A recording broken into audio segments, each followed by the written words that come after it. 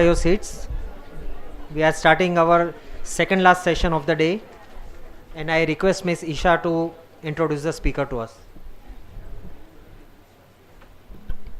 Good afternoon, everyone. It's my pleasure to introduce Mr. Dishrat Mehta. Mr. Dishrat Mehta is a CA and a LLB. His professional experience includes practicing for over 32 years as a consultant to various industrial and service organizations in diverse business segments. He has advised and consulted on various foreign collaborations, joint ventures, franchising, strategic alliances, and non-resident investment, international tax structuring, tax and corporate laws planning. He's authored various professional publications, including Exploring Data, DTA, and Exploring FEMA. He's made various presentations on international tax planning, foreign investment, inbound and outbound joint ventures, and he's also authored a lot of articles. It's a pleasure to have him with us over here today on a very interesting topic called change in residential status under FEMA. Thank you. And may I, on everyone's behalf, take the opportunity of presenting this memento as a mark of our appreciation and respect to the speaker.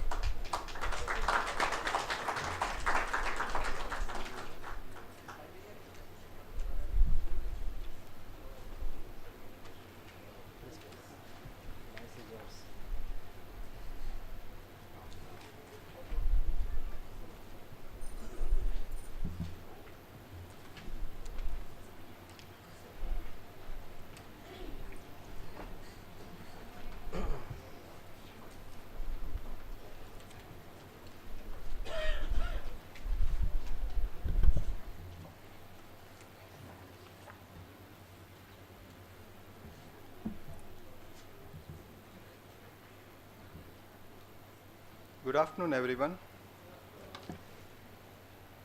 I thank the Chamber of Tax Consultants for giving me this opportunity to share my views on a subject that I never knew existed till I was contacted to deliver a presentation.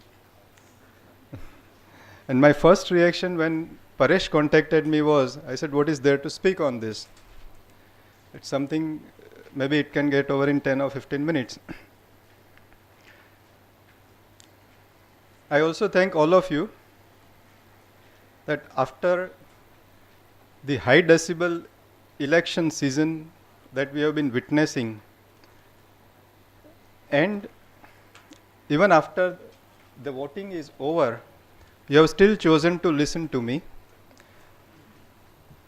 because obviously this election season has been something where people are now feeling a real fatigue about listening to so many things which we would rather prefer not to listen.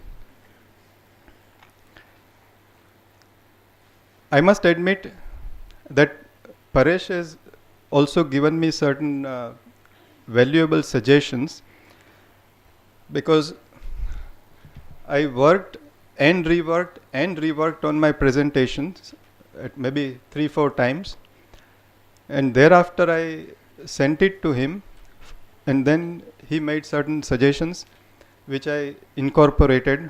So I also thank him for that in absentia.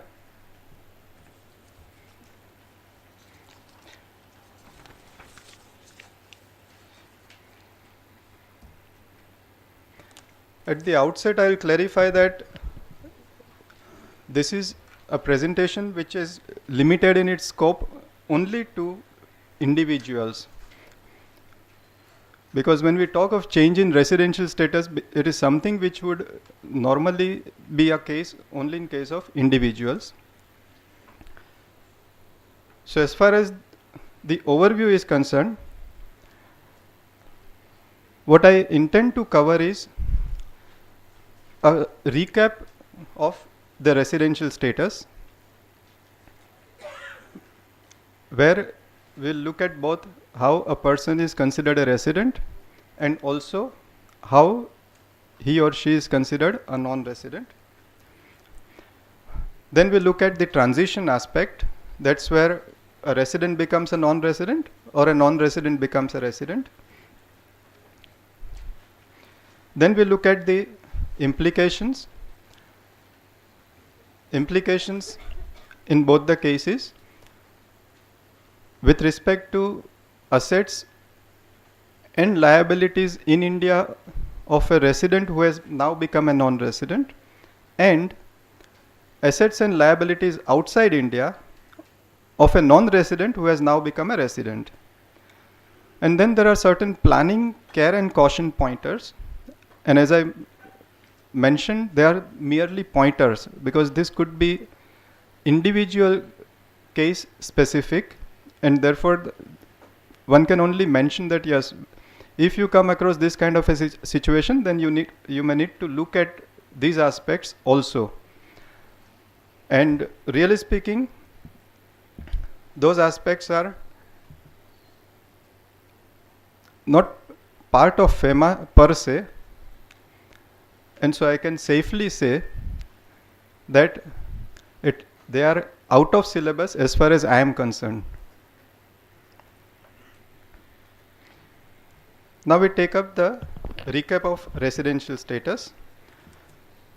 It is section 2V subclause 1 of FEMA. It says an individual who has resided in India for more than 182 days. Now there are two parts to this section, this clause. So what I have done is, the first part is the quantifying criterion, or let's say the arithmetic criterion, because it deals with the specific 182 days. So we look at whether it was more than 182 days or whether it was less than 183 days. Now this, when or for which period is this 182 days to be looked at? So it is unlike our Income Tax Act section 6. Here where we look at that particular year, here we are looking at the preceding financial year, and financial year is 1st of April to 31st of March. Today we are say on 25th April. Now if we need to examine what is the residential status for the financial year 2014-15, then we will be looking at the period 1st April 2013 to 31st March 2014. So in a way, here we are looking at a prospective situation. Prospective means that it applies to the year in question. Now as far as income tax is concerned, Income Tax Act section 6 is concerned, at least the earliest you may be able to determine the residential status is not before 30th of September, because that's the time by which you will have an idea whether that person is going to be staying in India for that minimum period or not.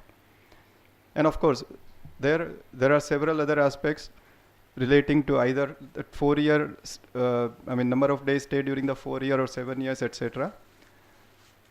Whereas here we are looking at a prospective situation. So on 1st of April, we can determine what will be the residential status of that person during the entire year. And this status applies for the whole year.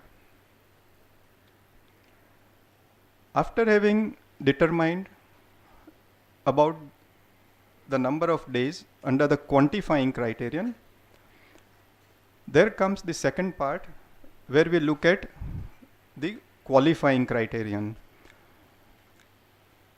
And there are two qualifying criteria which create the exceptions to the quantifying criterion. In other words, we have two situations. The first is where it is more than 182 days. The second is where it is less than 183 days. So if we are in the second situation where the number of days stay is less than 183 days, let's say it is 90 days, then we don't need to go to the qualifying criteria, and we'll look at only the quantifying criteria. So if it is less than 90 days, so that person has not resided if that person has resided for say 90 days, that means that he will be treated as a non-resident. Now, these two quantifying criteria, of that, the first one applies to a person who is going outside India, that is an emigrating person, and the second applies to a person who is coming to India, that is a returning person.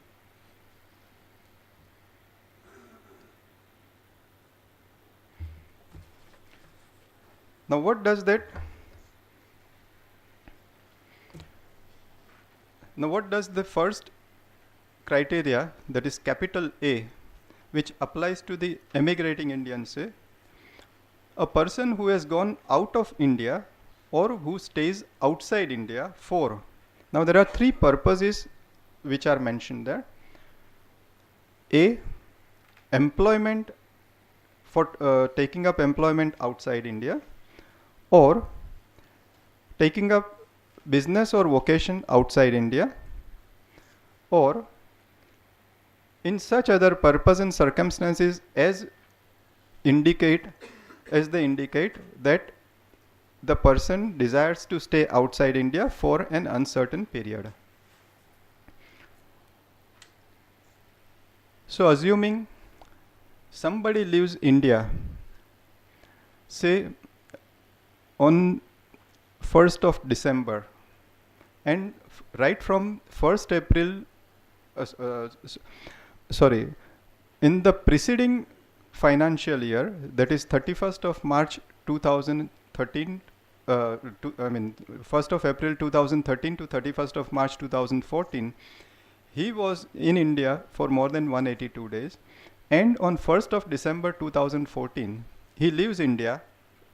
For any of these three purposes, he will be considered a non-resident from the date when he leaves India for these purposes. So, we take a situation where someone, say in July, went on a 1 month tour to Europe and came back, and thereafter in December he leaves, say, for taking up employment in US, then he will be treated as a non-resident only from December and not from June.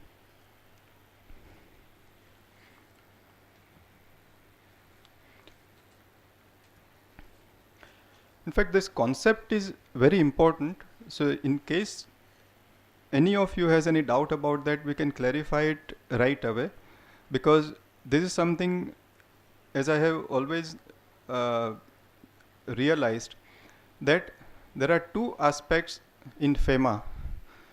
One is the residential status, and second is the nature of transaction. So, if you have once mastered these two aspects, that means you have really mastered more than 50% of FEMA, because thereafter you only need to look at the relevant regulations and then find the answer. Now we come to the second aspect, or rather the second exception, that is capital B, and this applies in case of a person. I think it should, there is a typo here. It says, or who stays outside India, actually who has returned to India. So, for employment what has happened is, I think that's probably the copy paste virus which has come in, because everywhere where it says outside India, it should read as India, and it is otherwise. Rather, I think it will be better for me to actually read it out.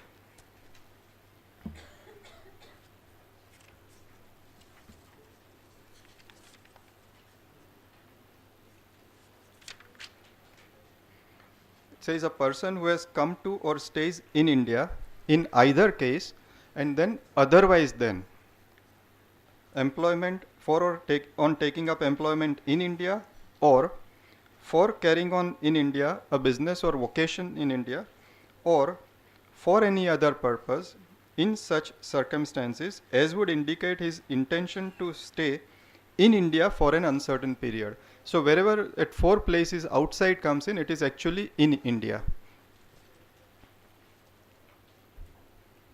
And in the beginning it says otherwise then.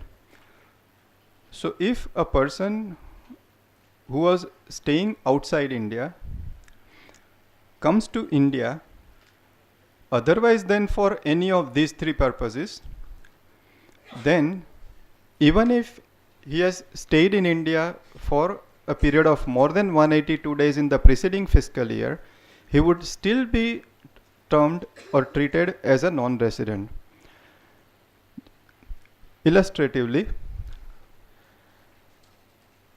let's assume that a gentleman arrives in India, a tourist.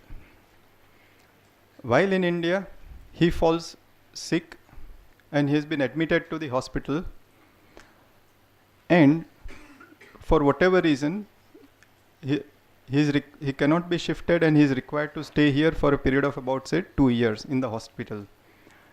The point is, because he has stayed in India for more than 182 days, does he become a resident? Correct.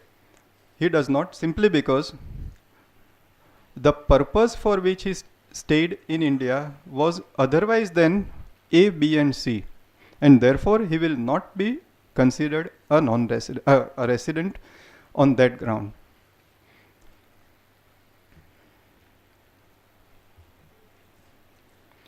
And then we look at who will be considered a non-resident, and that is section 2W of FEMA. So a person who is not resident in India is a non-resident.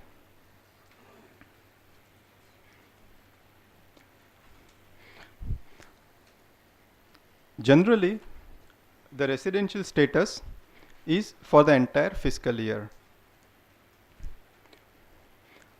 So this basically I am just summarizing that it is basically the residential status is for the entire fiscal year. So as I mentioned earlier, in a way you can determine even on 1st of April, except where the exceptions A or B kick in, because that is the only situation in which it will not so happen. And qualifying criteria A and B are exceptions to this proposition. So to summarize, qualifying criteria capital A applies to a person emigrating, and qualifying criteria B applies to a person returning. Now we look at the transition aspect. In transition, there is a change in residential status where a resident becomes non-resident and a non-resident becomes resident. And then we'll be looking at, in the context of both the situations, we'll be looking at the implications vis-a-vis the assets and liabilities. Generally, the assets and liabilities would be, say, movable assets and non-movable. In movable, say it is bank accounts, shares, debentures, etc. Then there are businesses, it could be proprietorship, partnership, and then insurance policies. And in immovable, you could have residential, commercial, and agricultural plantation property, farmhouse, etc. And then liabilities. Okay, now we come to the first situation, that of a resident becoming a non-resident. Here, a general permission has been given in section 6 of FEMA. It is subsection 5. Now subsection 5 gives a general permission to hold, own, transfer or invest in Indian currency, security or immovable property that was held or owned when the person was a resident. So if someone who was a resident becomes a non-resident, by virtue of the general permission in section 6.5, he will be entitled to continue to hold, own the assets that he was owning when he was a resident. Of course, the scope of section 6.5 is wider than what is mentioned here, because it also applies to the case of a non-resident who has come to acquire assets through inheritance from a person who was a resident in India. But since we are looking at a transition situation, here I have confined this only to our transition situation. Now we look at specific assets. First come the bank accounts. So what is required to be done? The non-resident will be required to intimate the bank with which he is holding accounts to designate those accounts as NRO account.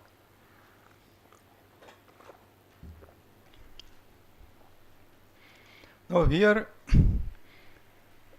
practically, it will depend on what procedure each of the bank follows in this respect, because earlier banks used to merely kind of, one can say, they simply cancel out on the passbook that savings, and then they simply term it as non-resident ordinary, that is NRO account.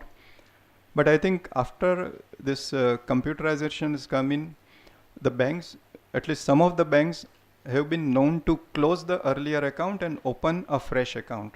So it is up to the bank how it is going to deal with it. So there is nothing like as such a set criteria or anything. Only requirement is that it should be mentioned as a non-resident account.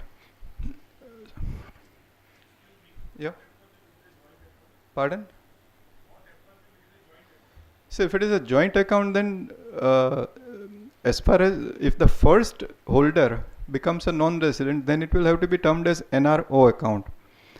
And if the joint holder is a family member, then that joint holder can continue to hold that account.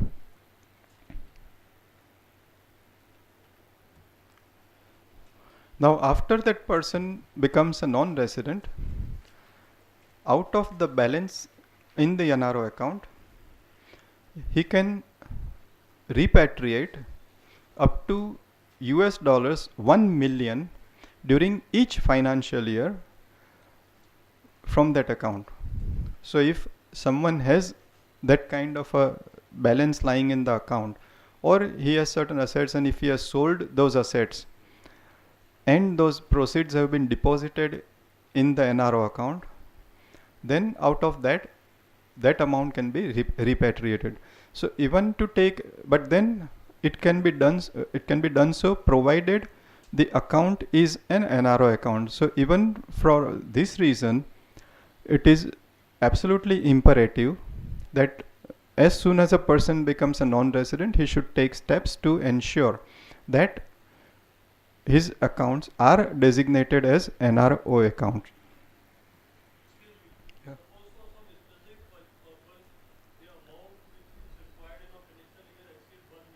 Mm-hmm. No, because at least practically RBI is not known to entertain any such request, and they are very, very clear that they would not like to allow any person to repatriate more than $1 million.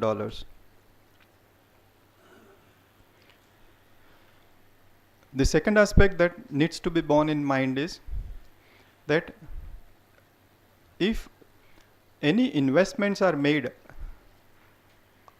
using the funds or the balance in the NRO account, then those investments will always remain non-repatriable. Now when we say non-repatriable, earlier there was a concept of total non-repatriation, and the standard language which used to be employed by RBI was that neither the income nor the sale proceeds from the investments will be allowed to be repatriated. However, I believe since 1997, RBI slowly liberalized the rules, and since then they have been permitting full or absolute repatriation of the income, because income is being considered as a current account transaction, and as per India's agreement with IMF in 1991, India had committed to liberalize bring in total liberalization insofar as current account transactions was concerned. So today, even though it may say this is on non-repatriation basis or without repatriation benefits, that would mean that the non-repatriation applies only to the sale proceeds and not to the income. So if someone is holding investments, assuming by way of shares, and dividend is being received, or bond investment in bonds and interest is being received, then that dividend or interest is fully repatriable, and it is only the sale proceeds of the shares or the bonds that is non-repatriable. But even out of that, up to US $1 million can yet be repatriated on an annual basis. Yeah. If I'm holding money in fixed deposit Yes.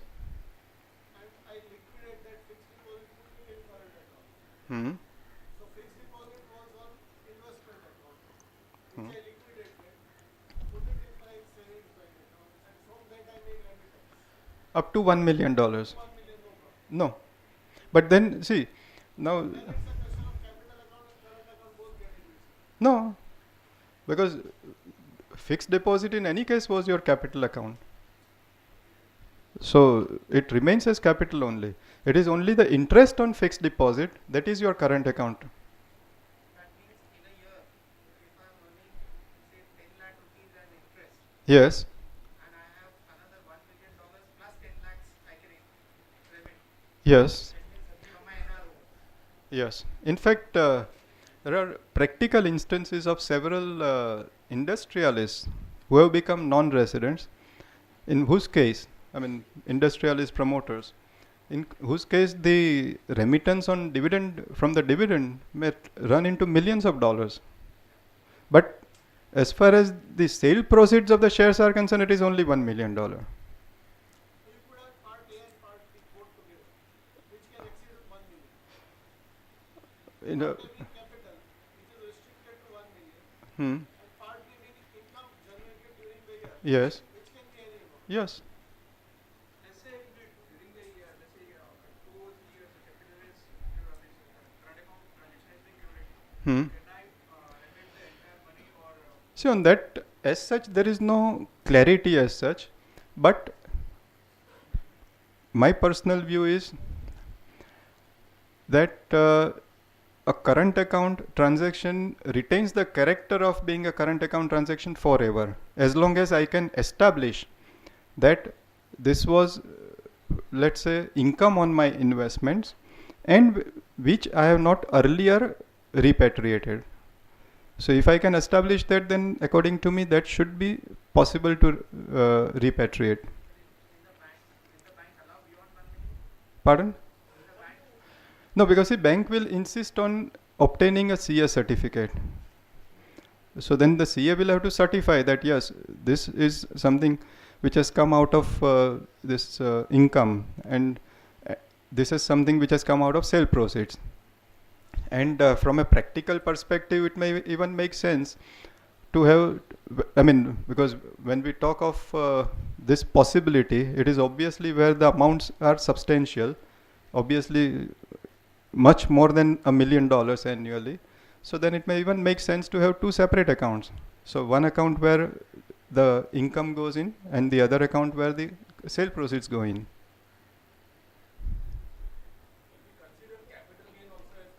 No, because capital, see what it refers to is sale proceeds. So capital gain is sale proceeds, rather it is a component of the sale proceeds. Huh? That is capital.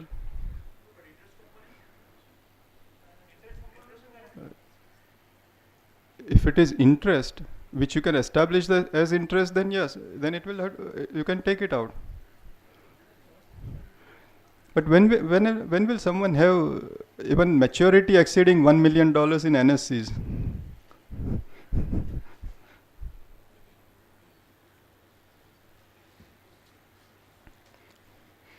Now we come to PPF account. So as far as PPF is concerned, the rules under the PPF scheme say that a non-resident can continue to hold the PPF account, or rather a resident who has become a non-resident can continue to hold the PPF account, but only till maturity. So in other words, a non-resident cannot open a fresh PPF account, and once the maturity period is over, that account cannot be extended further, because PPF scheme allows for extension of matured accounts for in blocks of 5 years. So that cannot be done once a person has become a non-resident. See, if you can continue to hold, then as such there should not be any issue about fresh deposit.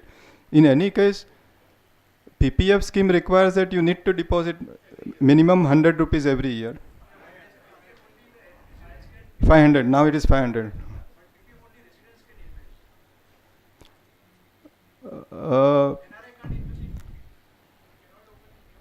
But see, I think the relevant notification, I think it was 2010 notification or something, which basically mentions only about holding it till maturity. It doesn't say anything about not depositing. But I don't know if there is any subsequent one, then maybe I stand corrected to that extent.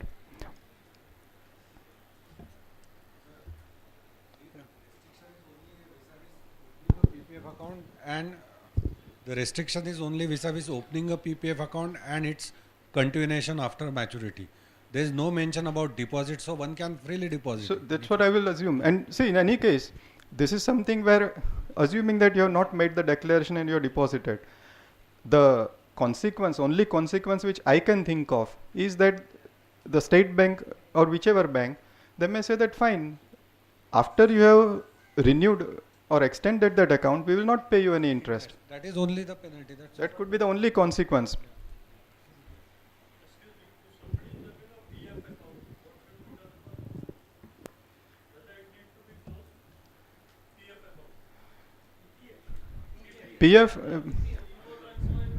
PF account, to be honest, maybe you may need to check with EPFO, because those rules may be quite different than what they are for the PPF.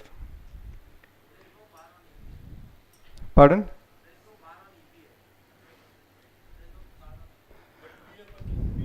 No, because see, in case of EPF, what will happen is, because you don't have an employer, then what happens? So that will be an issue, and there are rules like that. If it is in less than 5 years, then you don't get that employer's contribution, and some such consequences may kick in.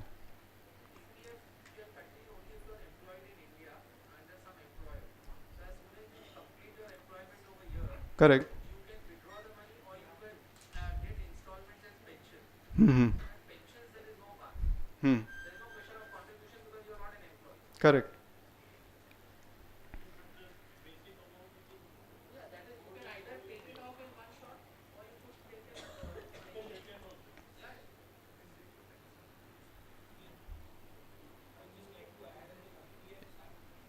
If you can use the mic, I think everyone can benefit.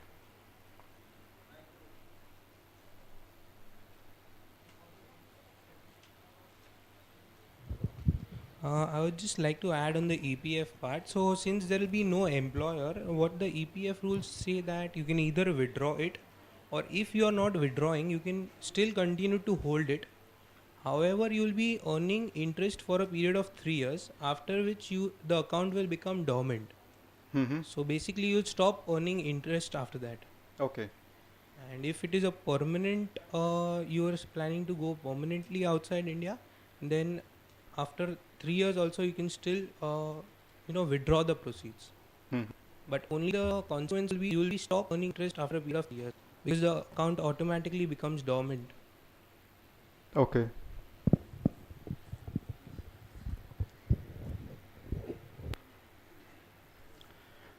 Then we look at shares and debentures. Basically, if they are in demat form, then you will need to intimate DP about the change in residential status from being a resident to a non-resident. And if they are in physical form, then you will need to intimate each respective company about the change in residential status.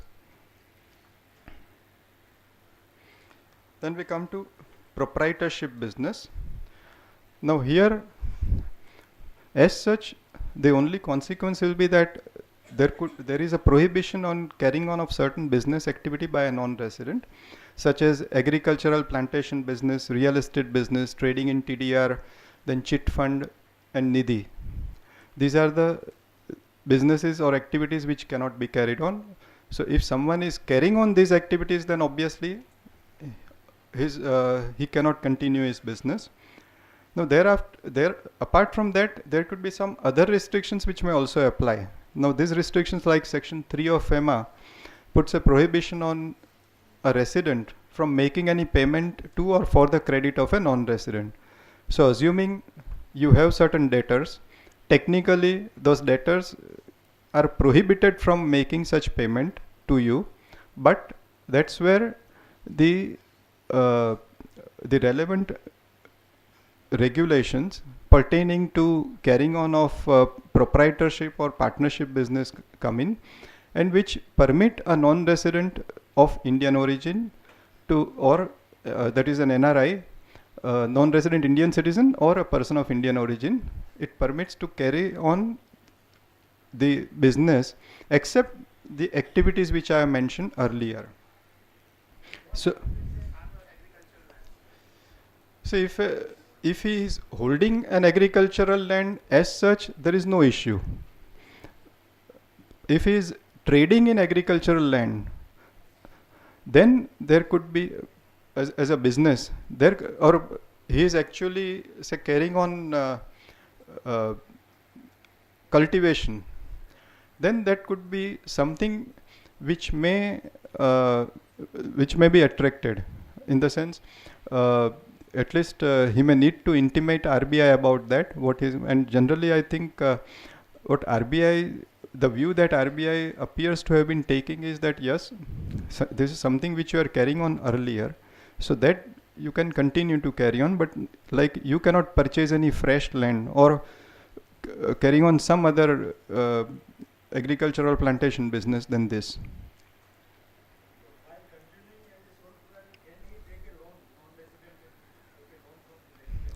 See, as far as I think, let's go further.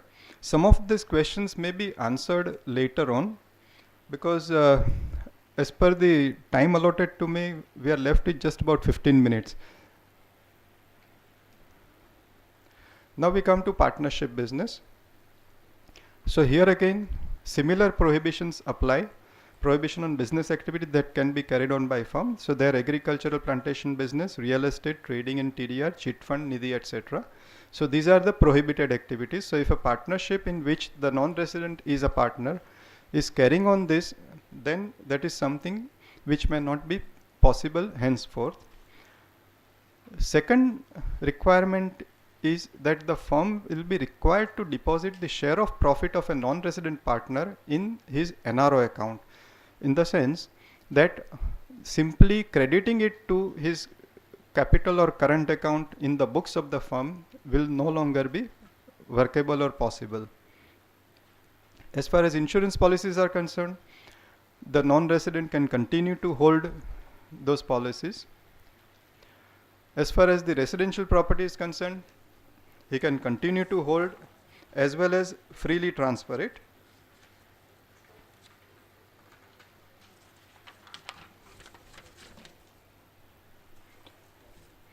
As far as commercial property is concerned, again, he can continue to hold and can freely transfer.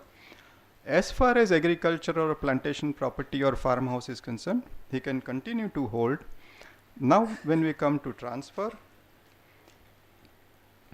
there are another aspect that we need to look at.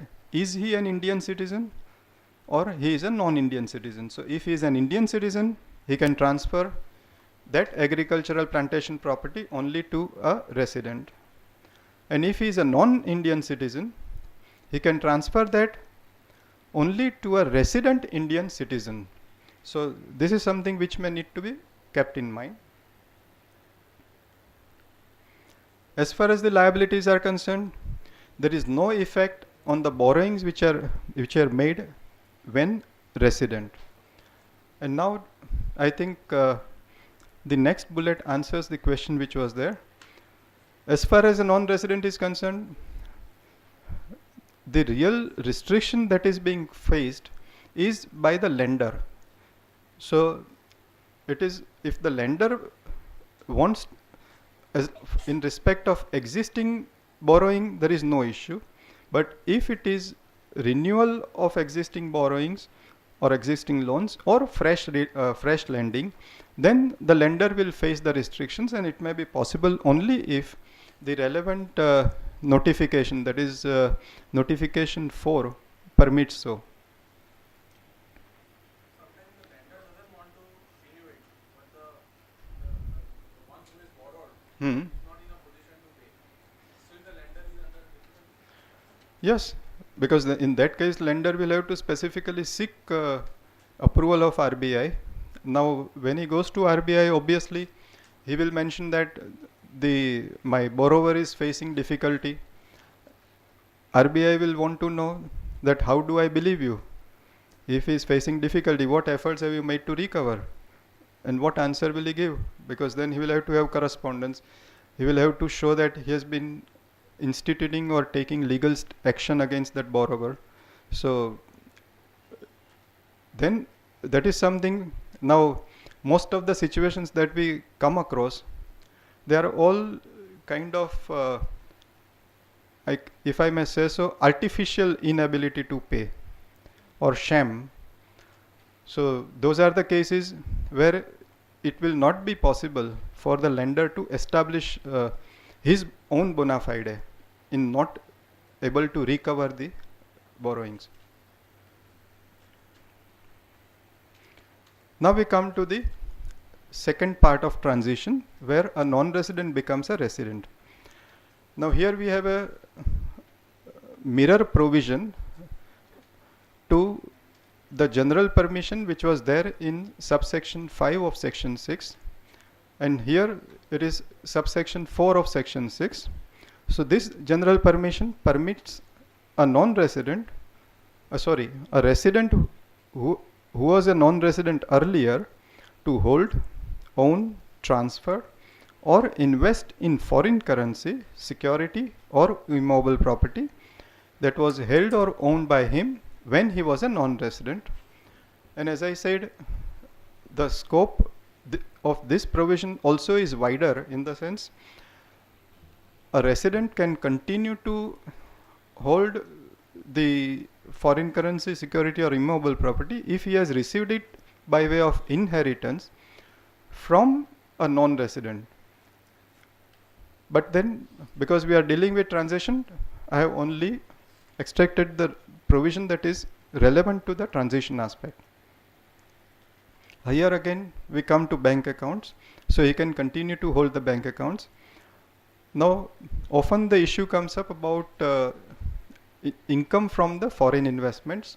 So he can deposit the income from the foreign investments in his foreign bank accounts.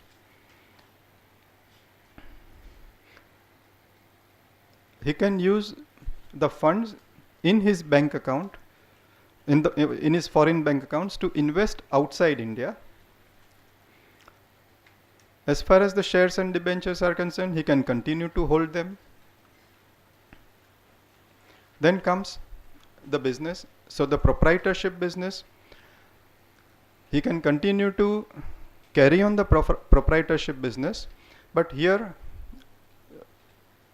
one needs to bear in mind that such continuation will be subject to host country restrictions, such as local person requirement, because there are several countries which require that for any business to be carried on, there has to be a local person.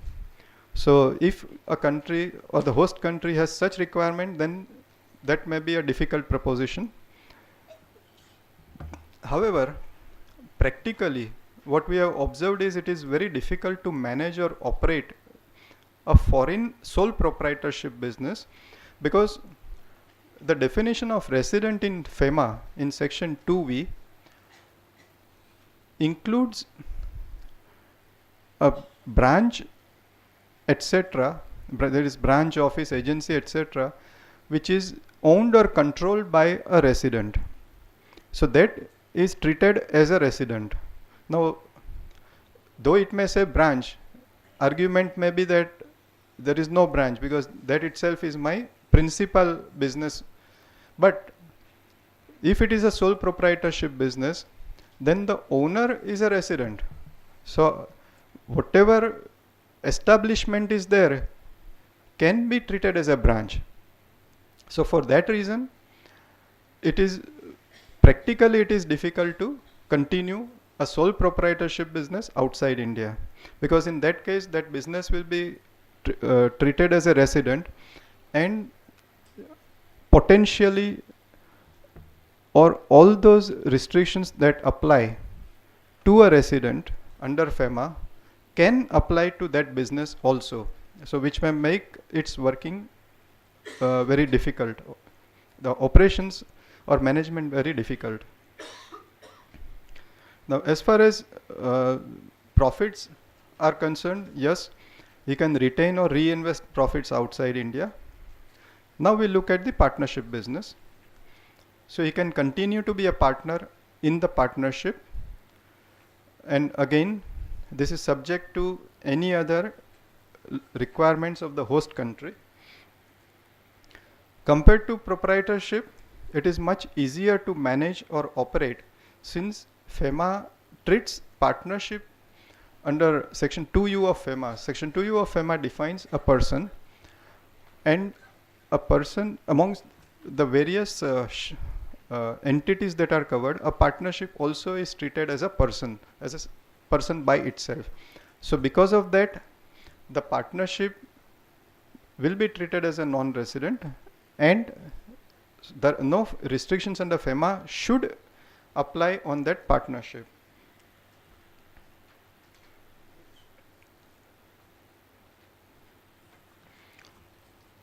He can retain or reinvest his share of profit outside India. In fact, there is one caution which is generally there, which I have put it under the pointers, so that we will, when we come to that, I'll because that may have a relevance to this partnership also. Now we look at life insurance policies. So he can continue to hold them if those policies were issued when he was a non-resident, and the only requirement is that if premium on those policies were remitted from India, then the maturity proceeds or the claim payments will have to be repatriated to India within 7 days. Now here we could have a situation where somebody has taken out policy when he was a non-resident. The policy is for say 20 years, of which he paid, he was a non-resident for say 17 or 18 years out of that, and he paid premium also for that 17 or 18 years out of his foreign bank accounts. Then he returns to India, and thereafter he pays premium from his Indian funds. So he remits that remits the premium on those policies from his Indian funds. Obviously he has done it only for 2 or 3 years, but the provision does not say or make any exception. So even if he has remitted that premium for 1 year, there is every possibility that this provision will apply, and then he may be required to bring in the entire maturity amount to India. So that's a care which one may have to take when a non-resident particularly is becoming a resident, that he should ensure that he should make or keep adequate provision in his foreign bank accounts for, or rather to ensure that he has adequate funds lying there for at least payment of the premium for the subsequent period. Here again we have general insurance policies. the provision here is similar to that in case of a life insurance policy. So I'll not go into detail on that. We'll come to immobile property. Again, because of the general permission under section 6.4, he can continue to hold that property. Now, section 6.4 is a general provision and it permits own transfer in West. So, as such, it should be possible for somebody to claim that yes, I can transfer under section 6.4. However, then we have a separate or a specific provision, or that is notification 7 of FEMA. Now that FEMA 7, it specifically mentions that a person cannot transfer any immobile property outside India, and the only exception is made in respect of a gift to a resident relative. So practically it may not be possible for him to transfer except with prior approval of RBI. As far as liabilities are concerned, there is no effect on borrowing which is made when he was a non-resident, but he cannot renew the existing loans post maturity or take fresh loans. Now we look at the pointers. As I clarified earlier, these are merely pointers, so I would not really be going into the specific aspects of that. The idea is that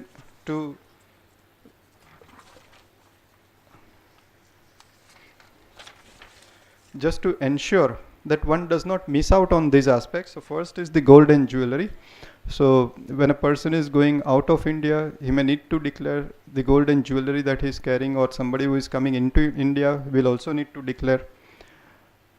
A related aspect is that of the custom baggage rules. Similarly, transfer of residence rules, and these rules keep on changing frequently, so whatever is applicable at that time. Then comes the NRE account deposit. Now here, section 10.4 clause 2 of Income Tax Act has a provision which grants exemption in respect of interest on NRE account deposits. So the issue is, what happens if a person becomes a resident? Now there, the relevant requirement is that he should be for this exemption to apply, he should be a non-resident. Now he will become a resident maybe in 2 years. So thereafter what? So that is where section 115H of the Income Tax Act may come to the rescue, because it allows concessional treatment, or it states that the concessional treatment will continue until transfer or conversion, and that conversion is otherwise than by way of transfer into money. So because of this, it may be possible to claim that the concession under section 10.4.2 should continue till the deposit matures. So if someone is returning, then prior to his return, if he places a deposit, NRE account deposit for say a period of 5 years, then it should be possible for him to continue to claim the exemption for the entire period till that deposit matures. And for the purpose of section 115H, it mentions certain kind of assets, foreign exchange assets. In respect of this, it applies. Section 115C clause F defines foreign exchange asset, and subclause 3 thereof includes deposits with an Indian company which is not a private company. So basically, for that reason, this should be possible. Wealth tax, of course, section 6 of Wealth Tax Act says assets and debts located outside India of a non-Indian citizen, individual or HUF, or not resident or not ordinary resident, are not subject to wealth tax. So that is something which may be available only till he is resident but not ordinary resident. Now one possibility which I am mentioning here, but again, it is something, as we see, that every time there is some dangerous stunt which is happening on Khatro Ke Khiladi, Rohit Shetty always cautions that don't do it at home. So similarly here also, one may need to work on this with extreme caution, because in practical scenarios we have often seen cases where just because someone was trying to save on the taxes, he has totally lost out on the corpus itself. So that is so in case of offshore trust structure. So if an offshore trust structure has been established while he was a non-resident, then it may be possible for him to possible for the resident who was earlier a non-resident to save or to avoid payment of tax, whether income tax or wealth tax, from on the assets or the income arising from those assets, if that income arises outside India. And the lastly, avoid controlling entity from India. Now this is the possibility which I mentioned when I said that in case of partnership one needs to be careful, because if it can be shown that the partnership is being controlled by a resident, then there is a possibility that that partnership may also be treated as a resident, and the same possibilities that may that could apply in case of a resident, or rather the restrictions and apply in case of a resident could apply to that partnership. So with that we come to the end of the presentation. Thank you.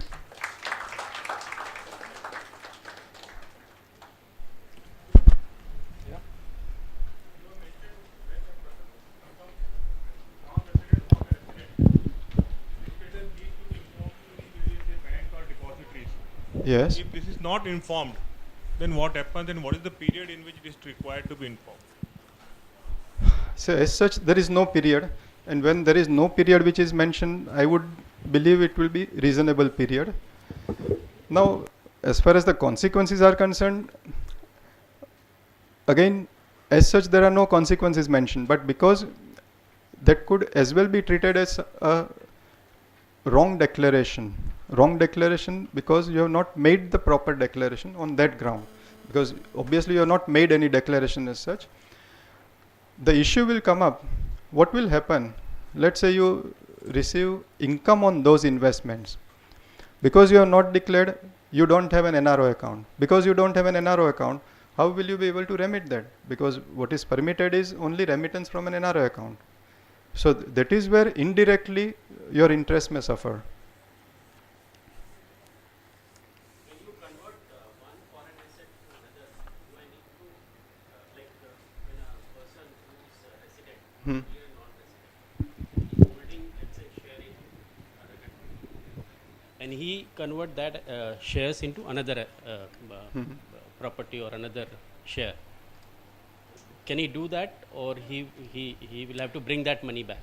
See, as such, if we strictly look at the section that is 6.4, it doesn't give specific permission.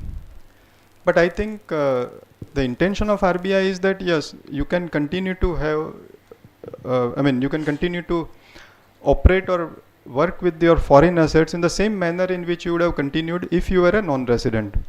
That is what the intention appears to be, and I believe this issue has been discussed with them in the past informally, and they have said that as far as we are concerned, we don't see any issue here, because it was quite some years ago, and I think because I had discussed that with Naresh Ajwani, and I think RBI's response was that where is an issue that you are looking at, because as far as we are concerned, you can work with that in any manner. We have already said transfer or invest.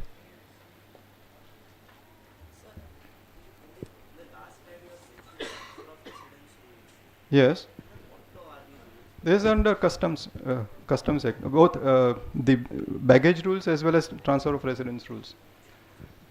Because transfer of residence rules, I believe they require that person should be a non-resident for a continuous period of 2 years. Okay. Thank you, Mr. Dishad. Before I request Mr. Dipen, one announcement. After this vote of thanks, there is no break and the session continues. There will be only change in the dais. And I request Dipen to propose the vote of thanks. Dear all, I hope all you are agree that change of residential status of a person in FEMA could become so important and could have so much dimensions over here. I would like to share with you one small practical example with me. One of my client become a non-resident. He continue his domestic account for 1 year.